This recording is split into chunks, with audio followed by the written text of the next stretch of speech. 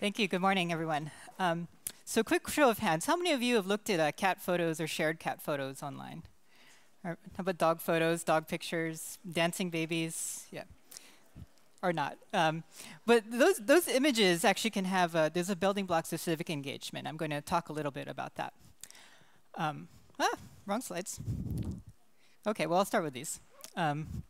So, so 2011, just a few months ago in Shanghai, there are a number of dead pigs found in the water. Thousands and thousands of dead pigs. You can imagine this image in your head of just this major environmental disaster. And if you think about the realities in China, this kind of story would have been censored. It might have been blocked online if you tried to talk about it because of the very heavy internet censorship. But this is the internet age, and people like to share pictures of weird animals. And of course, if you think about this image, it's pigs. So what did people start sharing?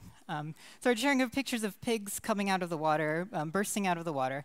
And Life of Pi was one of the most popular movies at the time in China, so they changed it to the story of Life of Pig.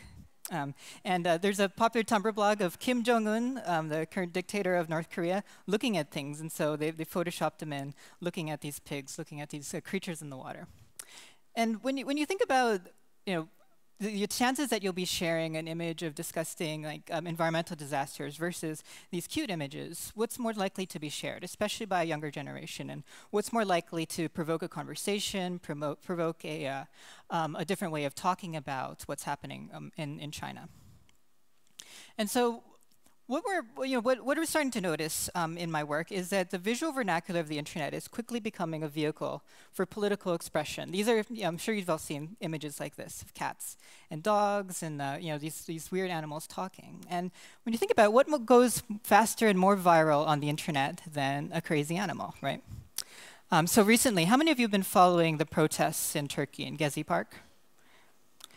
Now, I was speaking with a researcher, Arda Ebekolu, who's a researcher in Bogazici, Turkey.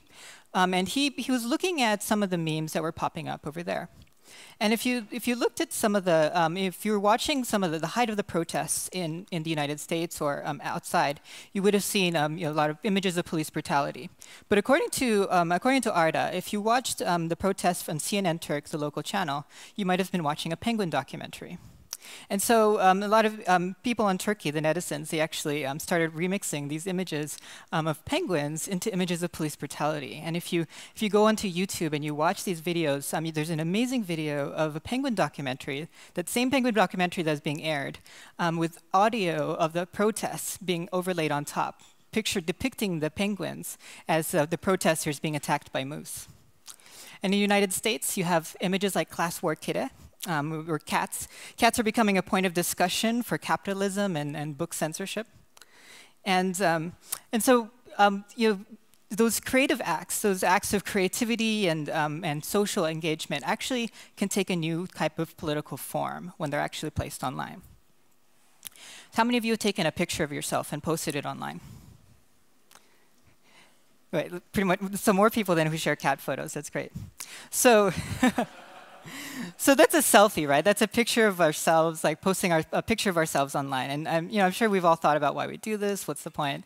But it can also have a very surprising political engagement. Recently in China, 2 years ago in China, actually, it's been a little while now, I saw lots of people, pictures of people posting pictures of themselves wearing sunglasses. And it looks okay. I'm sure we've all posted pictures of ourselves wearing sunglasses. But as I started poking around and asking what are people doing, why are they doing this, I realized that this was actually a coded symbol. How many of you heard of Cheng Guangcheng? Cheng Guangcheng is a blind activist lawyer who was engaging in human rights work, and he was placed in prison for 4 years. After he was released, he was held in illegal detention in his own home with his family. And because he's blind, he's very well known for his sunglasses. And so people were posting pictures of themselves as a show of support for Cheng Guangcheng and this very coded message that looked like a selfie to any outsider, but to people who were more in the know, became a way of rallying the community. And this wasn't limited to just China. In places like in Turkey, another meme that popped up was the standing man meme, the Duran Adam meme. And people were posting pictures of themselves from behind.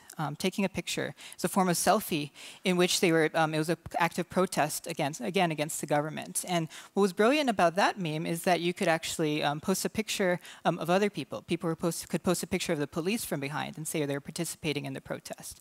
It was a very simple action that that anyone could participate and change and reinterpret for themselves. And then you might be familiar with the Million Hoodies meme in the United States, where people were wearing hoodies as a show of support for Trayvon Martin, a young African-American man who was shot and killed in Central Florida. People would post pictures of themselves wearing hoodies, again, as selfies. And it became an act of protest. It became an act of recontextualizing the image of a young person in a hoodie. And so remix culture is, this meme culture, this remix culture, it's a way to take control of the narrative. And I think that's actually the bigger picture here, is that, okay, we're having fun with media, but media tells a story. Media control, those who control the media control the story, they control the environment. And by creating this narrative, we're not just offering a critique, we're showing another way. And I think that's one of the more interesting things here.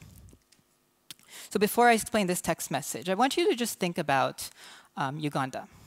Or think about any country in sub-Saharan Africa, and think about your images of Uganda. Think about the narratives that were being sold about a country in sub-Saharan Africa.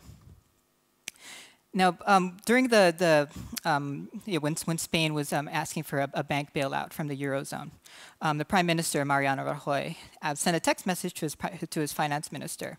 He said, "We're the #4 power in Europe. Spain is not Uganda." It was supposed to be a way of reassuring the country reassuring his minister that Spain is doing well, right? We're comparing Spain to Uganda. Now, in the past, a comment like this would have come and gone without any chance for response or critique from Uganda. But instead, Ugandans actually started a hashtag joke. Uganda is not Spain. So, Uganda is not Spain. What is wrong with that guy? You may have an economy 100 times ours, but we don't have any bank to bail out. Uganda is not Spain. Our debt to GDP is a much more healthy 16%. You call Uganda a banana republic, but truth is, Uganda is not the one which will end up kicked out of the Eurozone. And obviously, it's very tongue-in-cheek humor, but it actually shifted the narrative. It changed the way people were talking about Uganda very briefly. BBC started a discussion. Spain is not Uganda. Let's discuss this. Let's look at the facts. What is the difference between Spain and Uganda? Forbes magazine actually talked about this issue of debt to GDP ratio. And Foreign Policy had Jackie Batanda, who's a prominent Ugandan journalist, to actually write for the magazine and comment on what was happening. Now, if you Google Uganda is, some of the top 3 results are Uganda is beautiful, Uganda is not Spain, and Uganda is known for, and then it's a ... And then I recently, the slide went missing here, but I was checking out what it says for Sweden, and one of the results was Sweden is doomed, and I just found out today that was actually because of foreign perceptions of Sweden, and it made me think, oh, maybe we need to start a meme to shift the Google results for Sweden the same way that Ugandans have. So what are we doing this? Why are we engaging in this kind of meme culture and this creativity? And how many of you remember this meme, the marriage equality meme in the United States? This was these are all remixes of the marriage equality logo that was pushed out by the Human Rights Campaign during the height of the marriage equality debates in the United States, when the Supreme Court was hearing the case for basically allowing for gay marriage. And unlike previous gay marriage symbols like the rainbow flag, the pink triangle, people would actually post this image and remix it. So you see that people would take an equal sign, a red equal sign, and turn it into their own interpretations. And this actually matters. The act of changing it and remixing it, because what is a remix? When you remix a song, you're remixing the song into your own image. You're injecting a bit of yourself and your own values into the image and not just copying and pasting it. You're actually creating a story of your own. So people ask me, will memes change the world? This is going to bring down governments? Is this going to bring about equality for most marginalized peoples? And no, the act of sharing the meme is, if you look at the big picture, you're asking the wrong question, because sharing a meme doesn't bring about world change. It doesn't bring about, it doesn't end a dictatorship. It doesn't end internet censorship. In fact, in a lot of these places, the situation is getting worse. But we're asking the wrong question. We're focusing on these memes as big viral content. But instead, I'm asking, as a cultural researcher, as an art critic, as a designer, I'm asking, how can we reframe memes as individual acts, as acts by a community, as something that art and visual culture have always done? And so I think about a quote by Maya Angelou, who's a writer and activist in the United States. And she said recently that she realized that people aren't born with courage. Courage is like a muscle. It's something that, you don't go around lifting 100-pound bags all of a sudden. You build courage through small acts, through tiny actions. And we very much want to celebrate those people who can stand up in front of the tanks, who can stand up to the police and can engage in these very brave actions, and rightly so. But we forget about those little moments, those little tiny times when they learn to Photoshop in a penguin into those protests, when they learn to speak out, perhaps for the very first time. And so that's my approach here, is that instead of data analysis, instead of looking at memes as data objects, and I think that's actually a very important thing that we need to do, but to complement that with cultural analysis, is to look at these images and say, why did people do this? What does it mean for that individual? What did it mean for their context? What did it mean to create that image and that language, those puns? What did it mean for them and for their community?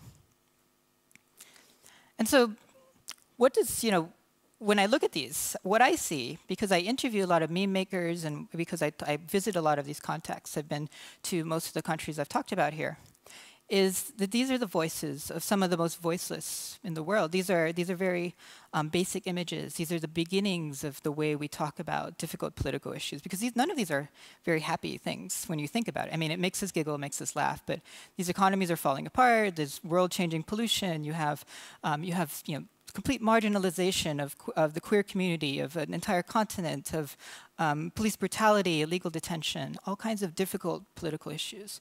But by learning to smile about it, by learning to share it with friends, we take away some of that fear. We take away some of that power that those experiences have over us, and those transform us as individuals. And this has been the role of art and culture since the beginning of human expression.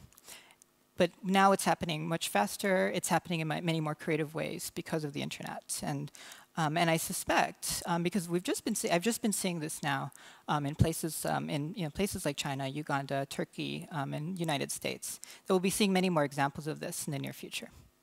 So, thank you.